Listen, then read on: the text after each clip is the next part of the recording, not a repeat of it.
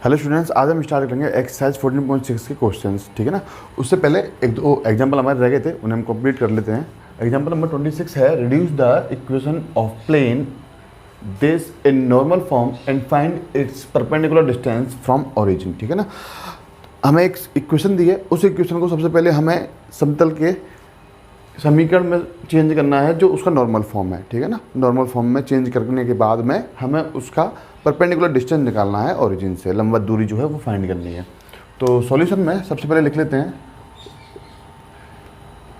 Equation of plane.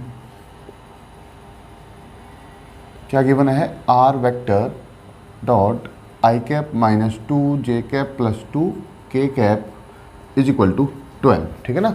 और हमारी जो नॉर्मल फॉर्म है, नॉर्मल फॉर्म वो क्या होती है नॉर्मल फॉर्म भाई, r vector dot N cap is equal to d, perpendicular distance. तो सबसे पहले हमें देखना है कि ये जो वेक्टर इसके साथ गिवन है आर वेक्टर के साथ में, ये एन कैप है या एन वेक्टर है। तो उसको फाइंड करने के लिए हम यहाँ ले रहे हैं n vector is equal to, मान लेते हैं कि ये एन वेक्टर है। ठीक है ना।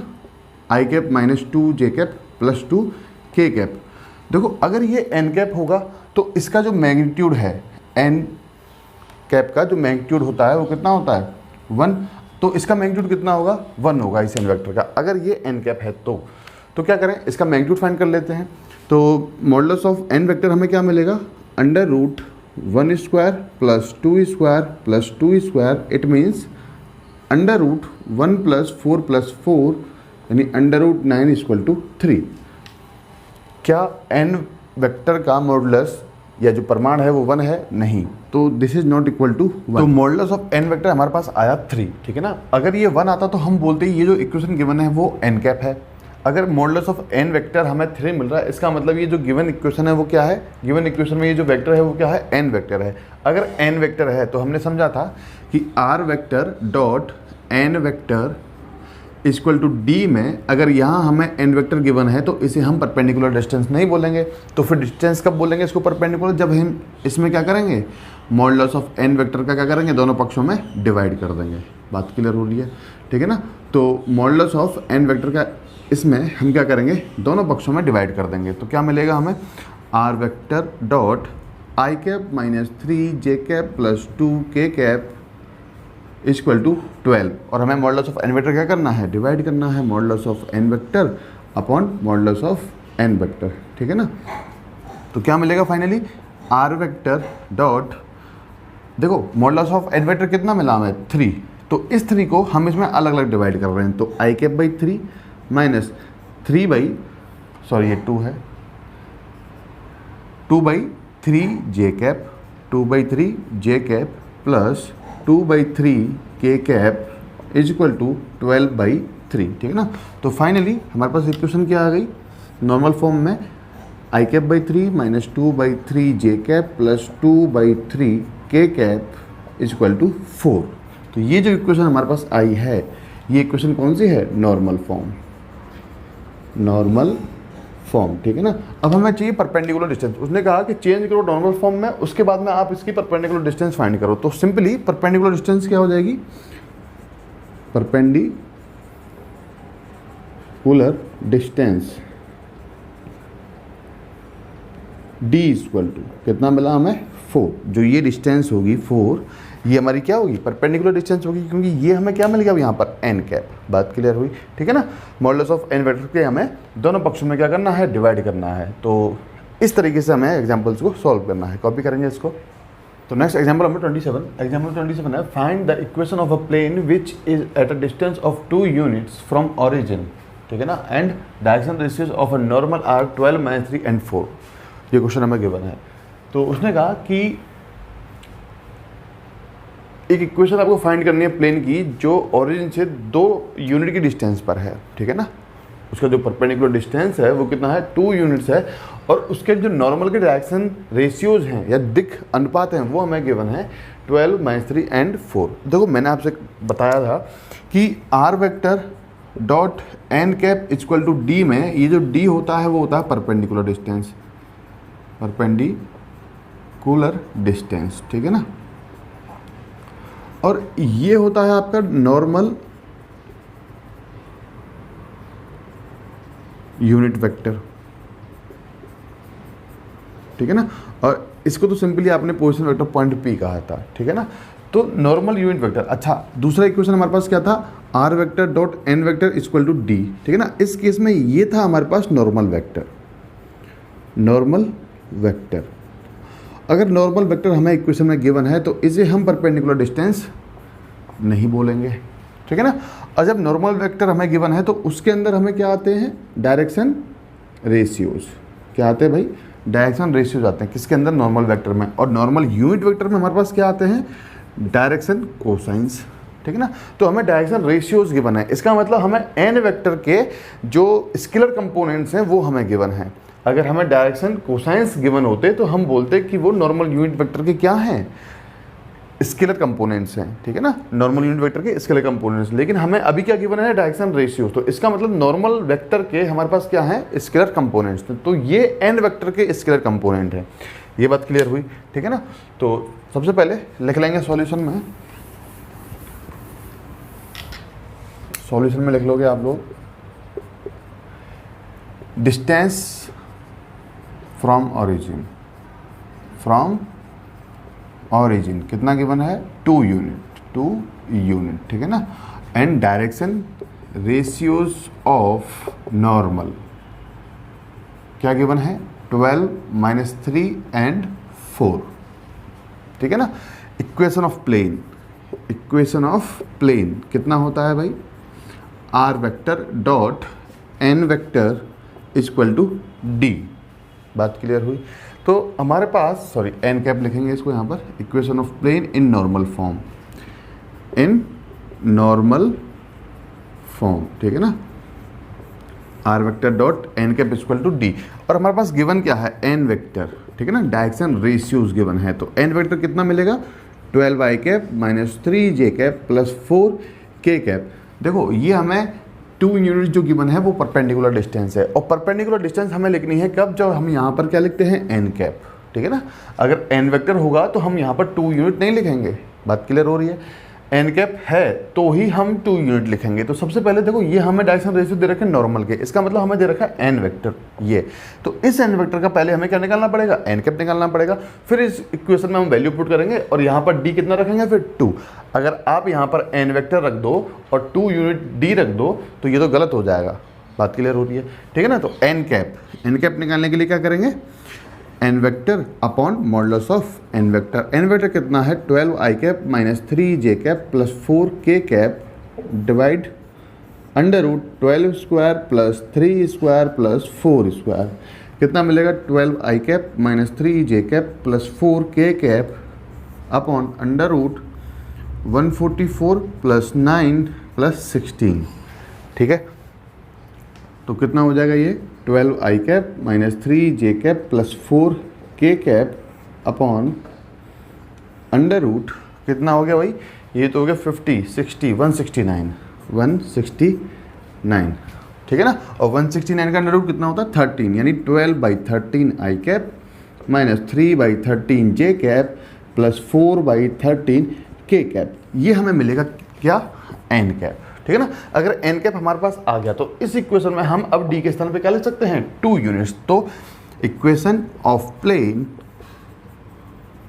इन normal form, in normal form क्या मिल जाएगा हमें, r vector dot N cap कितना आ गया हमारे पास, 12/13 i cap - 3/13 j cap plus 4/13 k cap equal to 2। तो ये हमारी इक्वेशन आ गई normal form, equation of plane in normal form. बात क्लियर हुई, ठीक है ना। ये तो वेक्टर इक्वेशन है। अगर हम कार्टेशियन इक्वेशन की बात करें तो देखो सिंपली यहाँ पर हम लिख सकते हैं कार्टेशियन इक्वेशन। क्या हो जाएगा भाई, आपको पता है कि नॉर्मल फॉर्म में ये अगर एन वेक्टर है, सॉरी एन कैप है, तो इसमें हमारे पास क्या आते हैं, एल, एम और एन, ठीक है ना। तो सिंपली क्या हो जाएगा, 12/13 x, ठीक है ना।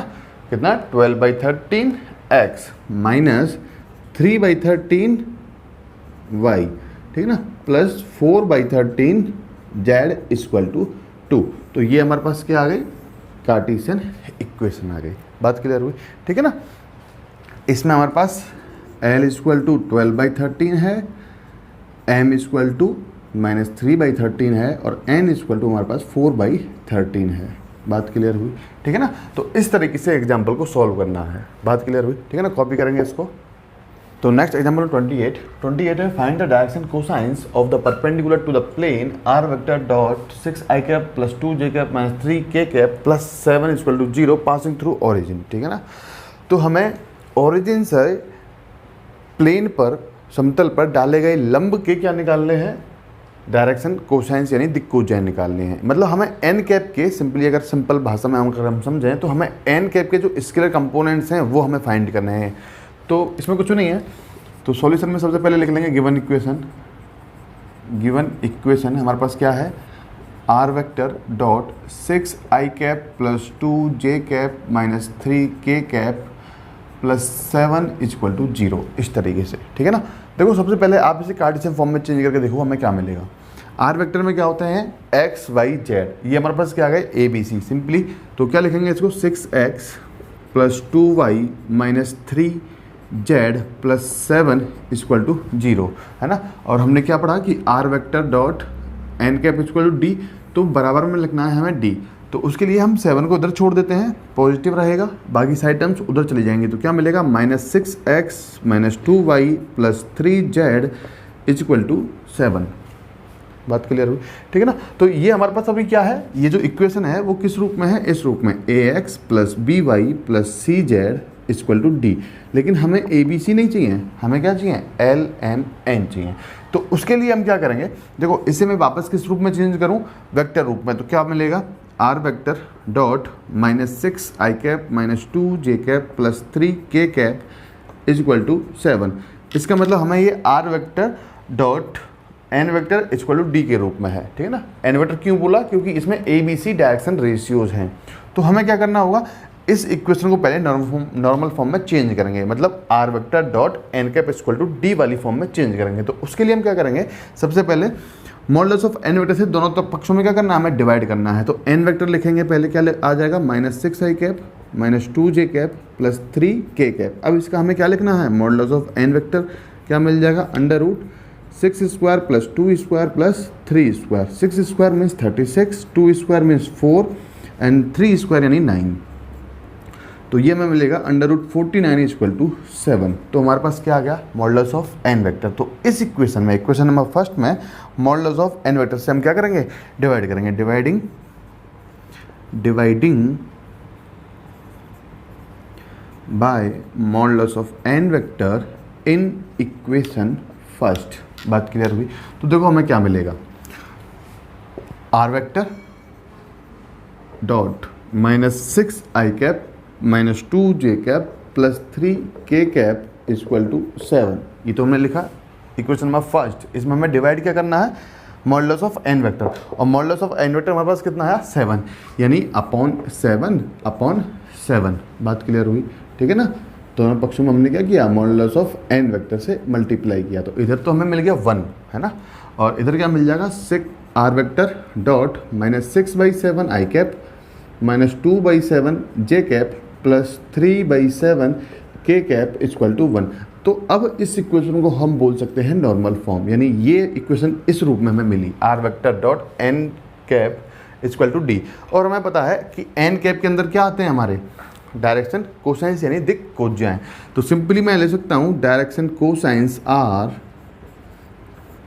L equal to -6/7 i cap minus 2/7, sorry i cap नहीं आएगा, केवल इतना, -6/7 m equal to -2/7 and n equal to 3/7। बात क्लियर हुई? ठीक है ना। तो डायरेक्शन रेशियो जो हमसे पूछा था क्वेश्चन में वो हमने निकाला, डायरेक्शन रेशियोज। अगर आप इसको कार्टेशियन फॉर्म में चेंज करना चाहो तो इस इक्वेशन को सिंपली आप क्या ले सकते हो? -6/7x minus 2/7y plus 3/7z equal to 1। तो ये आपके पास क्या आ गई? कार्टेशियन इक्वेशन आ गई। ठीक है ना। कार्टेशियन इक्वेशन तो बहुत सिंपल है, कार्टेशियन इक्वेशन लिखना वेक्टर इक्वेशन से।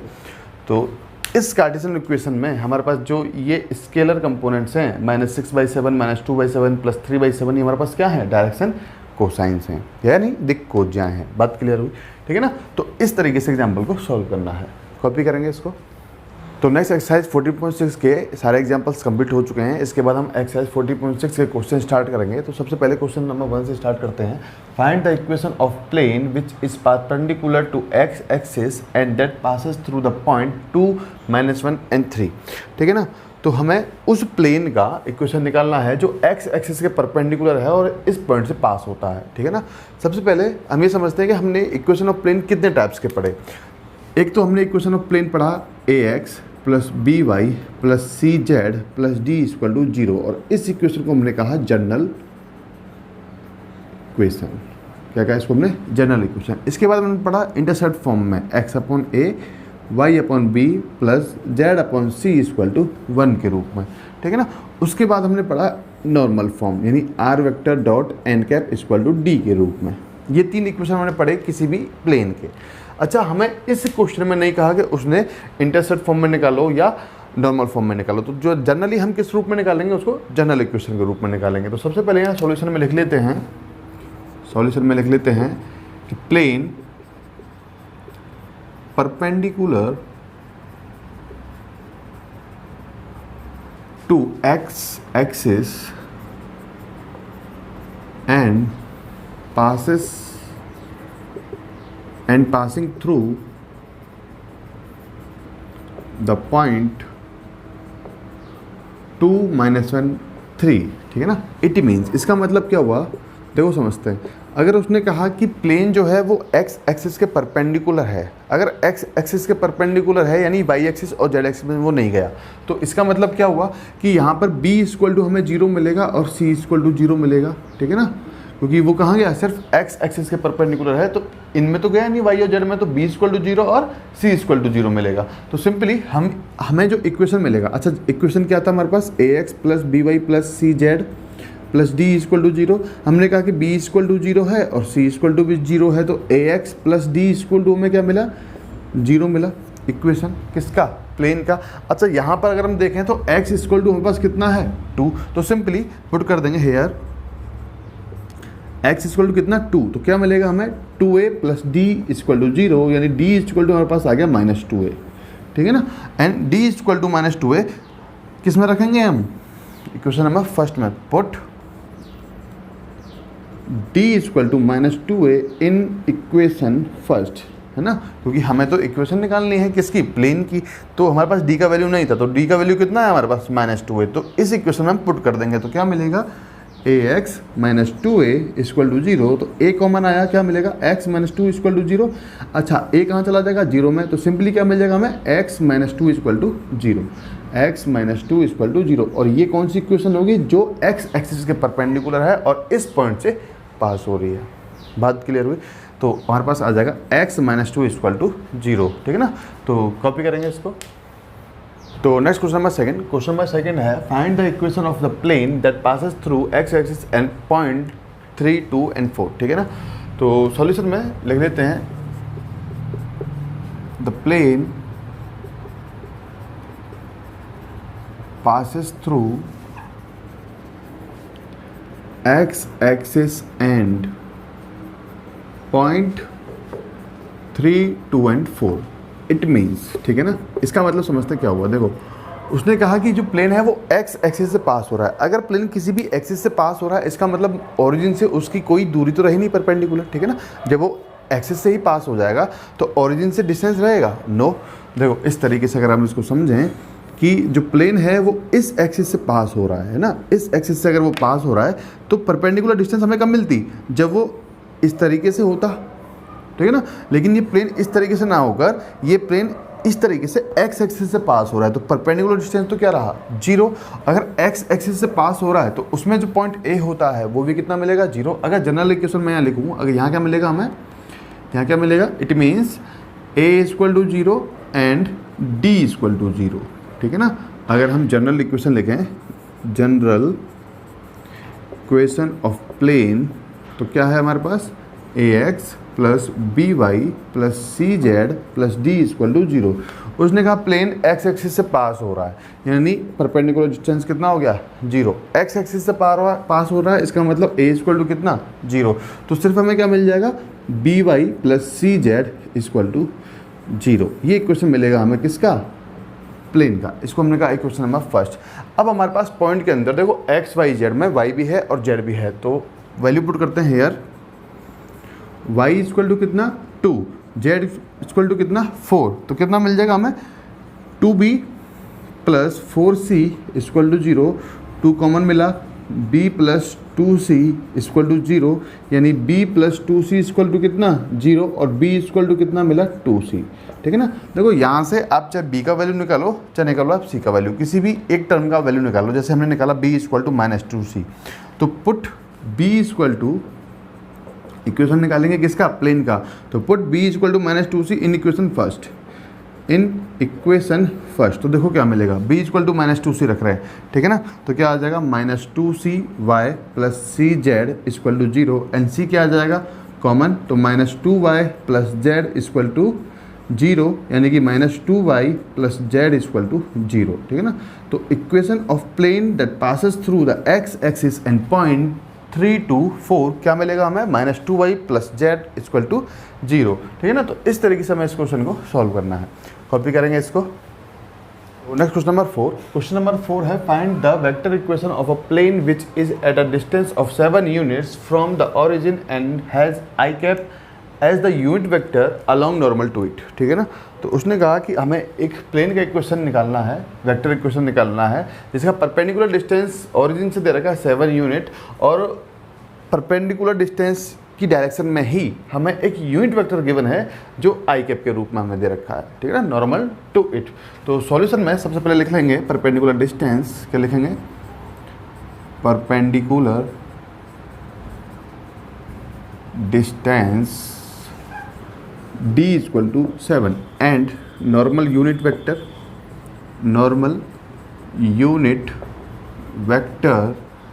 n cap equal to i cap हमें गिवन है। ठीक है ना, तो हमें वेक्टर इक्वेशन लिखना है, क्या लिखना है हमें, vector equation of a plane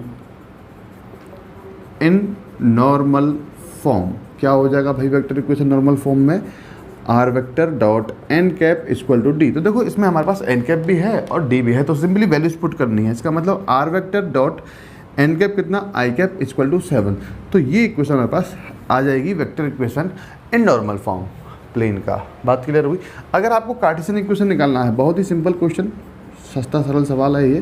Cartesian equation अगर हमें निकालना है तो वो क्या हो जाएगा, देखो कार्टेशियन इक्वेशन में हमारे पास यहाँ से अगर हम समझें तो एक्स आई कैप प्लस वाई जे कैप प्लस जेड के कैप हमें मिलेगा, है ना। और इस एन कैप को जो हमें सिर्फ आई कैप दे रखा है उसको हम लिख सकते हैं आई कैप प्लस 0 जे कैप प्लस 0 के कैप इक्वल टू कितना 7। तो सिंपली डॉट प्लॉट करना है तो क्या मिलेगा, एक्स आई कैप, सॉरी एक्स आई कैप नहीं, आई कैप हो गया 1, तो सिर्फ क्या मिला एक्स। जे कैप कितना हो जाएगा 0, क्योंकि 0 का मल्टीप्लाई करेंगे तो सारी की वैल्यूज क्या हो जाएंगे 0, तो x इक्वल टू हम क्या बोलेंगे ओनली 7। तो ये हमें इक्वेशन मिलेगा प्लेन का इन नॉर्मल फॉर्म। ठीक है ना, इस तरीके से इसको सॉल्व करना था। अच्छा एक बात और जो मैं आपसे कहना चाहता हूँ कि परपेंडिकुलर डिस्टेंस, देखो अगर हमें इस तरीके से अलग से कोई भी डिस्टेंस गिवन है, ठीक है ना, तो ये हमेशा क्या होगी, परपेंडिकुलर डिस्टेंस होगी। अगर हमें अलग से गिवन है तो परपेंडिकुलर डिस्टेंस होगा हमेशा, अगर हमें ये अलग से दे रखा है तो। अगर मान लो कि इस तरीके से हमें गिवन है कि r vector dot 2y cap plus 3j cap plus 4k cap equal to 12 हमने माना, है ना, कोई भी एक इक्वेशन मान ली कि ये अगर हमें क्वेश्चन में गिवन है तो इसे हम परपेंडिकुलर डिस्टेंस नहीं बोलेंगे। कब तक, जब तक कि इस वेक्टर का जो मॉडुलस है वो हमें कितना मिल जाए, 1 मिल जाए। ठीक है ना, अगर हमें क्वेश्चन में इस तरीके से इक्वेशन गिवन है तो इस डिस्टेंस को हम परपेंडिकुलर डिस्टेंस नहीं बोलेंगे। कब तक नहीं बोलेंगे, जब तक इस वेक्टर का जो मॉडुलस है वो 1 के इक्वल ना मिल जाए। अगर इस वेक्टर का मॉडुलस या मैग्नीट्यूड जो है वो 1 मिलता है तो इसे हम परपेंडिकुलर डिस्टेंस बोलेंगे। ठीक है ना, अगर अलग से गिवन है हमें इस तरीके से तो वो हमेशा परपेंडिकुलर डिस्टेंस ही होगा, इसमें कन्फ्यूजन नहीं होना है। अगर हमें क्वेश्चन में अलग से गिवन है कि 7 यूनिट डिस्टेंस है ओरिजिन से तो वो हमेशा परपेंडिकुलर डिस्टेंस होगा। अगर ये ना देते हुए उसने ये इक्वेशन दिया क्वेश्चन में तो इसे हम परपेंडिकुलर डिस्टेंस नहीं बोलेंगे। कब तक नहीं बोलेंगे, जब तक इस वेक्टर का जो मैग्नीट्यूड है वो 1 नहीं आ जाता। बात क्लियर हो गई। अगर इसका मैग्नीट्यूड हम निकालें और वो में 1 मिलता है तो इसे हम परपेंडिकुलर डिस्टेंस बोलेंगे। अगर इसका मैग्नीट्यूड 1 नहीं मिलता है तो इसको परपेंडिकुलर डिस्टेंस नहीं बोलेंगे। बात क्लियर हुई, ठीक है ना। तो इसके आगे हम नेक्स्ट वीडियो में करेंगे, कॉपी कर लेंगे आप इसको।